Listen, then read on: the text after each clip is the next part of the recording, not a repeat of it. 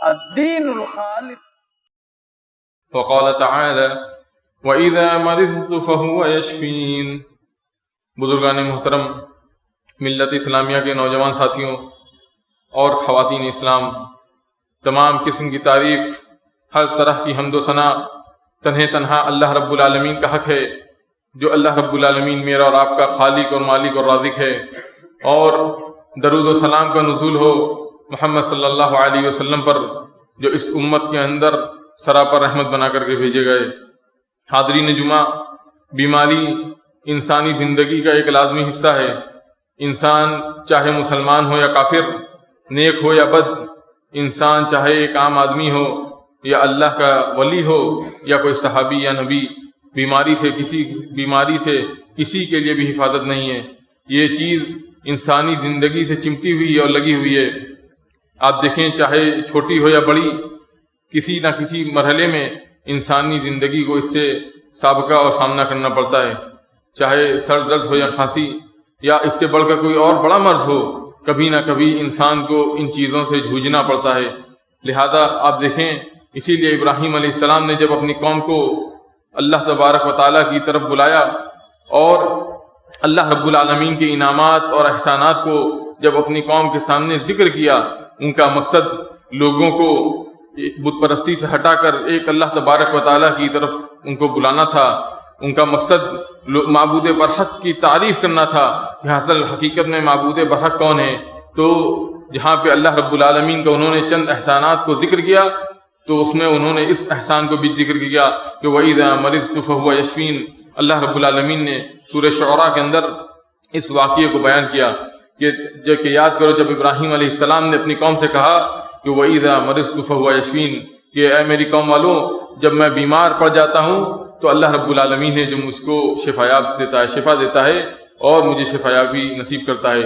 تو معلوم چلا کہ بیماری یہ انبیاء بھی اس سے ان بیماریوں سے نہیں بچ سکے. لہذا آپ دیکھیں کہ یہ ایسی چیز ہے جو انسانی زندگی سے جڑی ہوئی ہے اور انسان اس سے فرار نہیں اختیار کر سکتا. آپ دیکھیں کہ ایک انسان عقل مندی کا مظاہرہ کرے اور بچنے کے جو بیماری کے اسباب ہیں ان سے بچنے کی تدابیر کو اختیار کرے، اپنے طاقت کے بقدر احتیاط کرے اور علاج اور دوا کا بھی استعمال کرے. یہ بھی سنت کا ایک حصہ ہے اور اللہ تبارک و تعالیٰ کی دی ہوئی نعمتوں میں سے ایک نعمت ہے. اور عقل مندی کا بھی یہ تقاضا ہے کہ ایک انسان علاج اور معالجہ کا استعمال کرے، دوا کا استعمال کرے، اور اس سے پہلے حتی المقدور اپنے آپ کو ان بیماریوں سے بچانے کی کوشش کرے. لیکن اس کے بعد بھی کبھی نہ کبھی کہیں نہ کہیں یہ انسان کی زندگی میں اس کو آنا ہے. تو معلوم چلا کہ بیماری آنی ہے اور آتی ہے. ہم میں سے ہر شخص بچپن سے لے کر جوانی اور بڑھاپا، ہم میں سے ہر شخص جو بچپن سے جوانی تک آیا اس نے بیماری دیکھی ہے، اور جوانی سے بڑھاپا میں جاتا ہے سلسلہ بڑھ جاتا ہے. اس کے بعد جب بڑھاپے میں جاتا ہے تو ایک کے بعد دیگرے بیماریاں اس کے جسم میں آنے لگتی ہیں، اور بڑھاپا آپ دیکھیں سراپا اس کا جسم ایک بیماریوں کا گھونسلہ بن جاتا ہے. تو ایسے حالات میں انسان پریشان اور غمگین ہو جاتا ہے اور مایوس ہو کر بیٹھ جاتا ہے، اور کبھی کبھار وہ اللہ تبارک و تعالیٰ سے بدظن اور اللہ تبارک و تعالیٰ سے دور ہو جاتا ہے. لہذا یہ چیز انسانی زندگی کا ایک حصہ ہے، اور اس سے ڈیل کرنا، اس کا سامنا کرنا اور اس کے لیے ذہنی طور پر تیار رہنا یہ عقل مندی کی نشانی ہے، اور شریعت اسلامیہ کا بھی یہی تقاضا ہے اور یہی تعلیم ہے. آپ دیکھیں، ضروری نہیں کہ بڑھاپا، جوانی میں ایک انسان ہنستا کھیلتا ہے، چلتا پھرتا ہے، صحت مند ہے اور جاب کرنے والا ہے، اچانک اس کو کچھ بیماری ہوئی، سر درد ہوا، ڈاکٹر کے پاس گیا تو معلوم چلا اس کا یہ بڑا مرض ہے. ایسے انسان میں، ایسے حالات میں انسان کی زندگی ایک دم سے بدل جاتی ہے، اس کے حالات بدل جاتے ہیں، اس کی بنائی ہوئی عمارتیں اور ڈھانچے پل بھر کے اندر ڈہ جاتے ہیں اور وہ غمگین ہو جاتا ہے، اور کبھی کبھی وہ فرسٹریشن میں آ کر اللہ تبارک و تعالیٰ سے بدظن ہو جاتا ہے کہ اللہ تبارک و تعالیٰ نے میرے ساتھ کیا کیا. اور کبھی کبھی وہ دین سے بھی دور ہو جاتا ہے کہ یہ نماز پڑھنے کا کیا فائدہ کہ دین پر اتنی محنت سے ہم چلے، اس کے بعد اللہ تبارک و تعالیٰ نے مجھے دنیا میں یہ صلہ دیا، نعوذ باللہ من ذالک. تو یہ بیماریاں اگر اس سے انسان واقعی معنوں میں ڈیل کرنا نہ سیکھے تو یہ بیماریاں بعض دفعہ انسان کے لیے اللہ تبارک و تعالیٰ کی طرف ناشکری اور کفر کا پروانہ لے جاتا ہے۔ تو لہذا اس چیز کے لیے ذہنی طور پر تیار رہنا اور اس کے لیے ہمیشہ ہمہ وقت تیار رہنا اور اسلامی تعلیمات کو حاصل کرنا ہر مسلمان مرد و عورت کے لیے ضروری ہے۔ آپ دیکھیں، اسی لیے اللہ کے نبی صلی اللہ علیہ وسلم نے ارشاد فرمایا کہ من یرید اللہ بہ خیرا یصب منہ، بخاری کی روایت ہے، اللہ کے نبی صلی اللہ علیہ وسلم فرماتے ہیں کہ یہ بیماری، یہ مصیبتیں، یہ ہمیشہ پریشانی اور مشکلات لے کر نہیں آتی۔ آپ صلی اللہ علیہ وسلم فرماتے ہیں من یرید اللہ بہ خیرا یصب منہ، کہ اللہ تبارک و تعالی جس کے ساتھ بھلائی کا، اچھائی کا ارادہ رکھتا ہے اس کو مصیبتوں میں اور بیماریوں میں مبتلا کرتا ہے۔ تو معلوم چلا کہ جہاں ایک طرف اللہ تبارک و تعالیٰ کا قرب آتا ہے وہیں پہ پریشانی بھی آتی ہے۔ تو لہذا ایک انسان کو چاہیے کہ اس سے سامنا کرنے کے لیے ڈٹا رہے اور ہمیشہ تیار رہے۔ لیکن اب سوال یہ پیدا ہوتا ہے کہ جو بیماری ہے یا مصیبتیں ہیں، کیا اس کے اندر کوئی پازیٹیو ایسپیکٹس یا مثبت پہلو بھی اس کے اندر مضمر ہیں، یا یہ صرف برائی ہی برائی نظر آتی ہے جو دنیا کے اندر؟ حالانکہ اس کا معاملہ اس کے برعکس ہے۔ اس بیماری اور اس مصیبتوں کے اندر اللہ رب العالمین نے بے پایا احسان اور نعمتیں اور خیر کے پہلو کو رکھا ہے۔ آپ دیکھیں کہ اللہ کے تبارک و تعالیٰ نے اس کے اندر کن کن پہلوؤں کو اس کے اندر سموئے رکھا ہے، اس کے اندر رکھا ہے۔ اللہ کے آپ دیکھیں مصیبتیں سب سے پہلے کئی قسم کی ہوتی ہیں، اس میں سے ایک قسم جو جسمانی قسم ہے اس میں یہ مرض اور بیماریاں ہیں۔ کبھی کبھی مصیبتیں انسان کی زندگی میں معاشی اعتبار سے آتی ہے، وہ مندے کا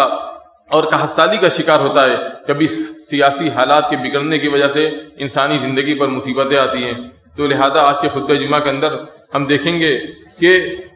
مصیبتوں میں سے ایک مصیبت جو بیماری ہے اس کے اندر شریعت اسلامیہ نے، کتاب و سنت نے کن کن پہلوؤں کی طرف زور دیا ہے اور ایک مسلمانوں کو اس کی طرف بلایا ہے۔ آپ دیکھیں کہ دینداری یہ دنیا کے اندر کوئی مصیبت اور پرابلم نہیں آئے گی، یہ اس کا کوئی سرٹیفکیٹ نہیں ہے۔ آپ دیکھیں کہ دنیا کے اندر ایک مسلمان سوچتا ہے کہ اگر ہم دیندار ہو گئے اور اللہ تبارک و تعالیٰ کے دین پر اپنی زندگی کو بسر کرنے لگے تو ہمارے اس دین کے اندر کوئی مصیبت اور کوئی پریشانی نہیں آئے گی۔ بلکہ کتاب و سنت کا اگر کوئی شخص گہرا مطالعہ کرے تو معلوم چلتا ہے کہ معاملہ اس کے برعکس ہے۔ ابھی آپ نے حدیث سنی، اللہ کے نبی صلی اللہ علیہ وسلم فرماتے ہیں کہ من یرید اللہ بہ خیرا یصب منہ، کہ جس کے ساتھ اللہ تبارک و تعالیٰ بھلائی کا اور اچھائی کا ارادہ رکھتا ہے اس کو مصیبتوں میں مبتلا کرتا ہے۔ اسی طرح سے آپ دیکھیں اللہ کے نبی صلی اللہ علیہ وسلم فرماتے ہیں کہ مسلم کی روایت ہے عجبا لامر المؤمن ان امرہ کلہ لہ خیر وليس ذاك احد الا للمؤمن ان اصابته السراء شكر فكان خيرا له وان اصابته الضراء صبر فكان خيرا له۔ مومن کا معاملہ کتنا عجیب ہے، اس کے تمام کے تمام پہلو، اس کے تمام کے تمام معاملے یہ خیر اور اچھائی پر مبنی ہے۔ اس کو کوئی اچھائی، کوئی نعمت اور کوئی جب اس کو مال و دولت ملتی ہے تو وہ اللہ تبارک و تعالیٰ کا شکر ادا کرتا ہے اور یہ اس کے حق میں بہتر ہوتا ہے۔ وَإِنْ أَصَابَتْهُ الضَّرَّاءُ، لیکن جب اس کو کوئی ناگہانی پہنچتی ہے، مصیبتیں، بیماریاں، مرض میں مبتلا ہوتا ہے تو اللہ تبارک و تعالیٰ کی شکایت اور شکوہ نہیں کرتا بلکہ اس پر صبر کرتا ہے اور یہ اس کے حق میں بہتر ہوتا ہے۔ تو یہ بیماریاں جن کا سب سے بنیادی مقصد آپ کتاب و سنت کے اگر اندر دیکھیں گے تو اس کا اولین مقصد یہ عقیدہ توحید کی تجدید ہے۔ اللہ تبارک و تعالیٰ قرآن مجید کے اندر ارشاد فرماتا ہے کل نفس ذائقۃ الموت ونبلوکم بالشر والخیر فتنہ والینا ترجعون، کہ تم میں سے ہر جاندار کو موت کا مزہ چکھنا ہے، ونبلوکم بالشر والخیر فتنہ، اور ہم تم کو عنقریب ضرور آزمائیں گے، اچھائی کے ذریعے سے، مال و دولت کے ذریعے سے، صحت مندی کے ذریعے سے، اور ونبلوکم بالشر والخیر فتنہ، اور تمہیں اسی کے برعکس قحط سالی، مندی، بیماری اور اسی طرح سے مرض میں مبتلا کر کے بھی آزمائیں گے، اور آخر میں تم سب کو ہماری طرف لوٹ کر آنا ہے۔ اسی طرح سے سورہ توبہ کے اندر اللہ رب العالمین فرماتا ہے قُلْ لَن يُصِيبَنَا إِلَّا مَا كَتَبَ اللَّهُ لَنَا هُوَ مَوْلَانَا وَعَلَى اللَّهِ فَلْيَتَوَكَّلِ الْمُؤْمِنُونَ، کہ آپ کہہ دیجئے اللہ کے نبی صلی اللہ علیہ وسلم کہ مجھ کو کوئی بھی تکلیف، پریشانی، بیماریاں پہنچتی ہے تو اتنی ہی پہنچتی ہے جتنی اللہ تبارک و تعالیٰ نے ہمارے لیے مقدر کر رکھا ہے، ہمارے لیے تقدیر میں لکھ رکھا ہے۔ ہوا مولانا، اللہ رب العالمین ہمارا رب ہے، ہمارا مولا ہے۔ آپ دیکھیں کہ اس آیت کے اندر مسلمانوں کو یہ بھی تربیت دی گئی کہ ایک انسان اللہ تبارک و تعالیٰ کی طرف لو لگانے والا بنے، خاص طور پہ جب کوئی شخص بیمار ہو تو اس کے ذریعے سے وہ اپنی عقیدے توحید کی اور اپنی زندگی کی تجدید کرے اور اللہ تبارک و تعالیٰ کے در اور اس کے گھر کی طرف لوٹ آئے۔ آپ دیکھیں کہ مائی لائف اور مائی رول، یہ کہ میری زندگی میری مرضی، اس کا کانسیپٹ یا یہ نظریہ ایک مسلمان کا نظریہ نہیں ہو سکتا۔ یہ زندگی اللہ تبارک و تعالیٰ نے ہم سب کو دی، اللہ تبارک و تعالیٰ نے ہم سب کو دی ہے، اور ہمیں اللہ تبارک و تعالیٰ کے ہاں لوٹ کر جانا ہے اور ہمیں اس پوری زندگی کے متعلق اپنے رب کو جواب دینا ہے۔ تو یہ زندگی اللہ تبارک و تعالیٰ کی دی ہوئی نعمت ہے، اور اللہ تبارک و تعالیٰ ہمارا رب ہے اور ہمارا مولا ہے۔ ہماری حیثیت کیا ہے؟ اور جو ہمارا رب ہے، اگر اللہ رب العالمین ہم سب کو مٹا دے، ختم کر دے، تو یہ بھی اللہ تبارک و تعالیٰ کا حق ہے، اس پر قدرت رکھتا ہے۔ لیکن آپ دیکھیں کہ ایک انسان زندگی کے اندر جب وہ بیمار نہ ہو تو کس قدر دندناتا پھرتا ہے۔ تو یہ بیماریاں، یہ بھی نعمت ہے کہ ایک انسان جب بیمار پڑے تو اللہ تبارک و تعالیٰ کے گھر کی طرف اور اس کے دین کی طرف پلٹ کر آنے والا بنے، اپنی زندگی کو سدھارے اور اپنی زندگی کے ٹریک کو دینی لائن پر لانے کی کوشش کرے۔ اسی طرح سے آپ دیکھیں کہ بعض دفعہ یہ ہوتا ہے کہ ایک انسان زندگی خوشحالی سے گزارتا رہتا ہے اور بیماری جب آتی ہے تو اس کے ذریعے سے اللہ تبارک و تعالیٰ کی طرف سے ایک امتحان ہوتا ہے۔ امتحان صبر کا بھی ہوتا ہے، امتحان اس کو مصیبتوں پر صبر کرنے کا اور جزا اور صبر کرنے کے فرق کے درمیان اس کو اللہ رب العالمین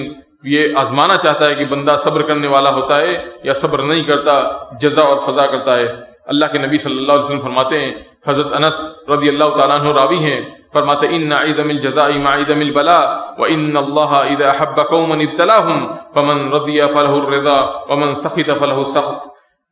یہ ابن ماجہ کی روایت ہے اور امام البانی نے اس کو حسن کہا ہے۔ اللہ کے نبی صلی اللہ علیہ وسلم فرماتے ہیں کہ ان عظم الجزاء مع عظم البلاء، کہ بہترین بڑا بدلہ یہ بڑی مصیبتوں اور بلاؤں کے ساتھ ہے۔ وَإِنَّ اللَّهَ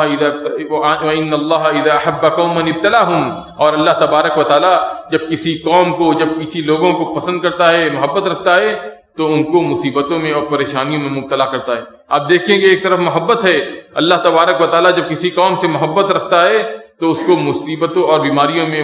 مبتلا کرتا ہے۔ فمن رضی فلہ الرضا، تو ایسے حالات میں جو شخص اللہ تبارک و تعالیٰ کی رضا بالقضاء پر راضی رہا، اپنے قسمت پر اور اپنے تقدیر پر راضی رہا، اس کے لیے اللہ تبارک و تعالیٰ کی رضا لکھ دی جاتی ہے۔ ومن سخط فلہ السخط، اور لیکن اللہ تبارک و تعالیٰ سے جو شخص ناراض ہوا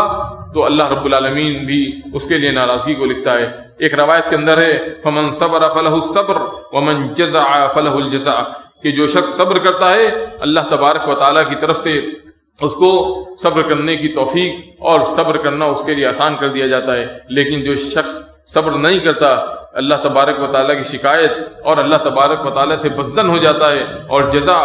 اور واویلا مچاتا ہے، تو اللہ تبارک و تعالیٰ بھی اس کو اس کے حال پہ چھوڑ دیتا ہے۔ تو معلوم چلا کہ یہ مصیبتیں، یہ بیماریاں، یہ ہمارے لیے ایک امتحان ہے۔ کیا ان حالات میں ایک انسان اللہ تبارک و تعالیٰ کو یاد کرنے والا ہوتا ہے کہ نہیں ہوتا؟ اسی طرح سے آپ دیکھیں بیماری کے مثبت پہلوؤں میں سے ایک اہم پہلو یہ ہے کہ اس کے ذریعے سے انسان کا کبر و غرور ٹوٹتا ہے، انسان کا کبر و غرور اور گھمنڈ ٹوٹتا ہے۔ ایک انسان اگر برسوں سے بیمار نہ ہو تو زمین میں کس قدر دندناتا پھرتا ہے، لیکن جب یہ بیماریاں، یہ مرض انسان کو لاحق ہوتی ہے تو وہ بستر پر کس طرح سے لاچار ہو کر رہ جاتا ہے۔ یہ بیماریاں، یہ اس پہلو کے اعتبار سے بھی نعمت ہے کہ ایک انسان کا کبر و غرور ٹوٹتا ہے، کیونکہ کبر و غرور اور گھمنڈ یہ جہنم میں لے جانے کا سبب ہے۔ حضرت ابو ابن مسعود رضی اللہ تعالیٰ عنہ فرماتے ہیں کہ لا يدخل الجنہ من كان في قلبه مثقال ذرة من كبر، فقال الرجل ان الرجل يحب ان يكون ثوبه حسنا ونعله حسنا، فقال علیہ الصلاۃ والسلام ان اللہ جمیل یحب الجمال، الکبر بطر الحق وغمط الناس۔ حضرت عبداللہ بن مسعود رضی اللہ تعالیٰ عنہ فرماتے ہیں کہ اللہ کے نبی صلی اللہ علیہ وسلم نے فرمایا کہ وہ شخص یقیناً جنت میں داخل نہیں ہوگا جس کے دل کے اندر ذرہ برابر بھی کبر و غرور اور گھمنڈ ہے۔ جس شخص کے دل کے اندر کبر و غرور اور گھمنڈ ہے وہ ہرگز جنت کے اندر داخل نہیں ہوگا۔ اس کے بعد صحابی سوال کرتے ہیں کہ اے اللہ کے نبی، بے شک انسان چاہتا ہے کہ اس کا کپڑا اچھا رہے، اس کا جوتا اچھا رہے، تو اللہ کے نبی صلی اللہ علیہ وسلم ایک انمول نصیحت کرتے ہیں، فرماتے ہیں کہ ان اللہ تعالی جمیل یحب الجمال، کہ اللہ تبارک و تعالیٰ خوبصورت ہے، خوبصورتی کو پسند کرتا ہے۔ الکبر بطر الحق وغمط الناس، لیکن گھمنڈ اور کبریائی اور بڑائی بیان کرنا یہ ہے کہ ایک انسان حق کو قبول نہ کرے، حق کو قبول نہ کرے اور لوگوں کو حقیر سمجھے۔ مسلم کی روایت ہے، تو اس حدیث سے معلوم چلا کہ ایک شخص جس کے اندر کبر و غرور اور گھمنڈ ہو تو وہ شخص جنت میں داخل نہیں ہوگا۔ تو یہ بیماری اس ناحیے سے بھی خیر ہے کہ ایک انسان کا کبر و غرور ٹوٹتا ہے۔ اس حدیث سے معلوم چلا کہ ایک انسان، یقیناً ہر انسان فطری طور پر چاہتا ہے کہ اس کا کپڑا، اس کا جوتا اور اس کے زیب پر جتنی چیزیں ہیں وہ اچھی سے اچھی ہوں، لیکن ایک انسان اس خواب و خیالی میں اور بننے سنورنے میں اس قدر مدہوش ہو جائے کہ وہ حق کا انکار کرنے والا بنے۔ آپ دیکھیں کہ اگر کسی شخص سے اگر کہا جائے کہ شریعت اسلامیہ کے اندر ٹخنے سے نیچے پیجامہ، لنگی، لوور کو نیچے لٹکانا حرام ہے، جائز نہیں ہے، تو وہ اس کو انکار کر بیٹھے، اس کو کبر و غرور میں ٹھکرا دے۔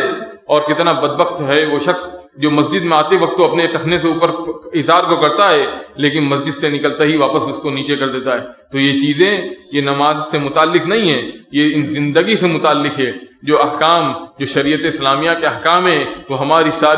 ساری زندگی کے لیے ہے۔ تو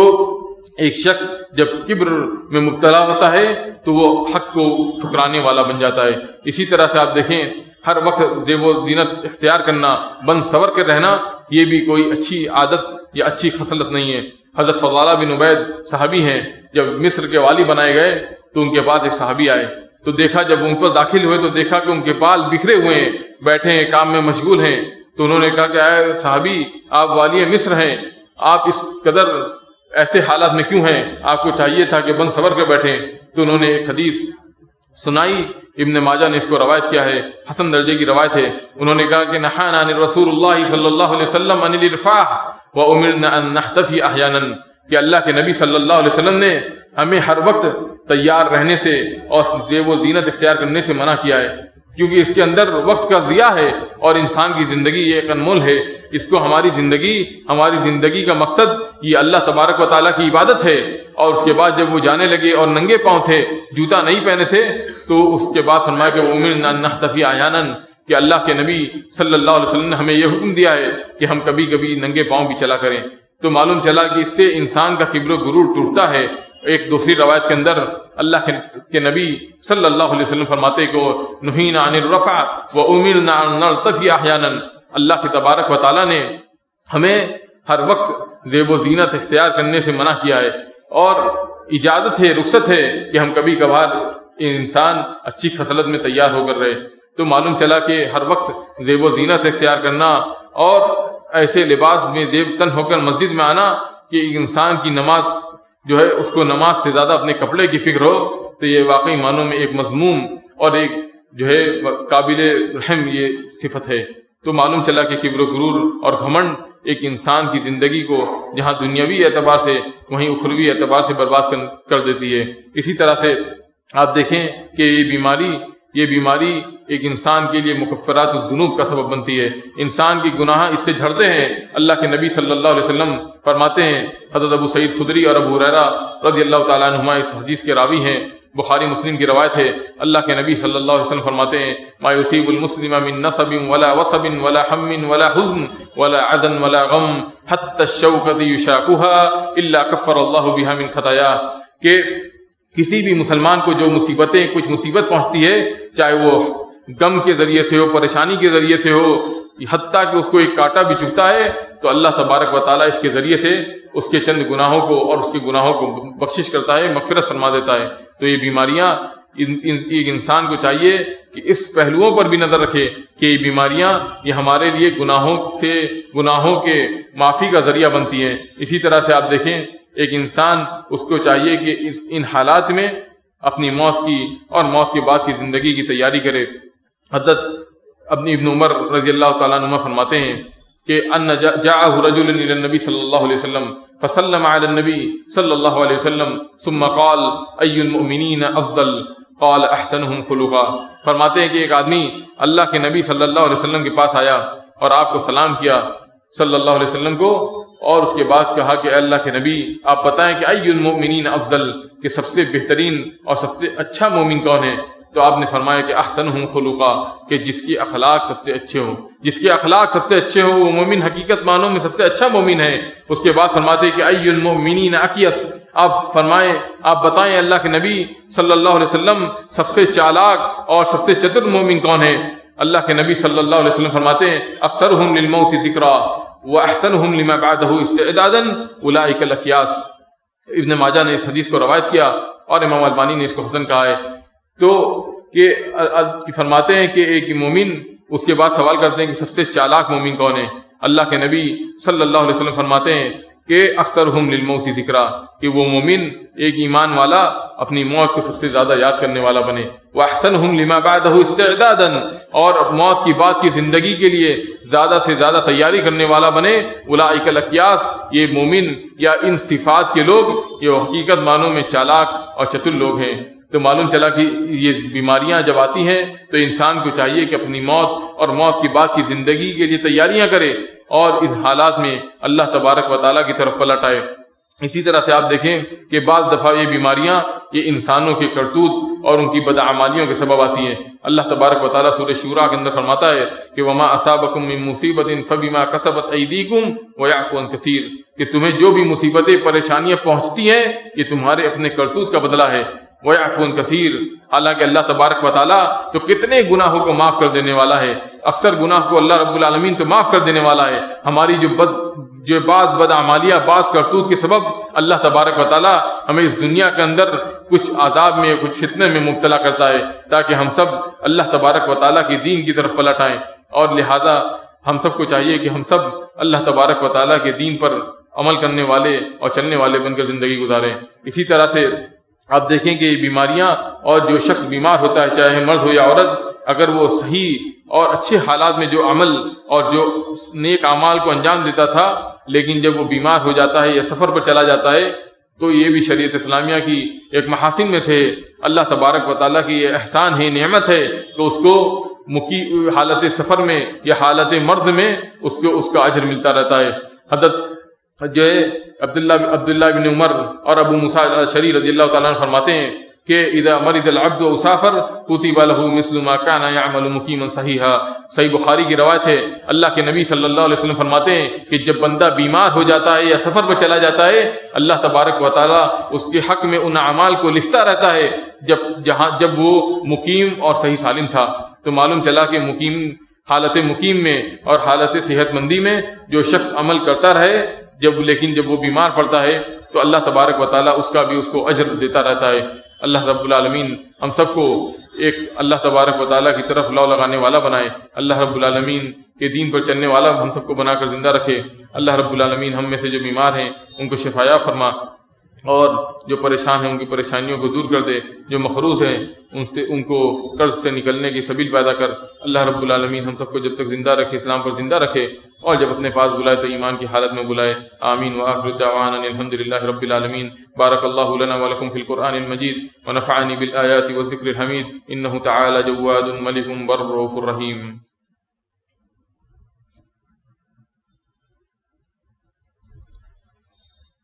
الحمد لله وحده والصلاة والسلام على من لا نبي بعده، أما بعد، ألا وصلوا وسلموا عباد الله على خير خلق الله محمد بن عبد الله، فإن الله قد أمركم بذلك فقال إن الله وملائكته يصلون على النبي يا أيها الذين آمنوا صلوا عليه وسلموا تسليما، اللهم صل على محمد وعلى آل محمد كما صليت على إبراهيم وعلى آل إبراهيم إنك حميد مجيد، اللهم بارك على محمد وعلى آل محمد كما باركت على إبراهيم وعلى آل إبراهيم إنك حميد مجيد۔ عباد الله يرحمكم الله، إن الله يأمركم بالعدل والإحسان وإيتاء ذي القربى وينهى عن الفحشاء والمنكر والبغي يعظكم لعلكم تذكرون۔ سبحان ربك رب العزة عما يصفون وسلام على المرسلين والحمد لله رب العالمين۔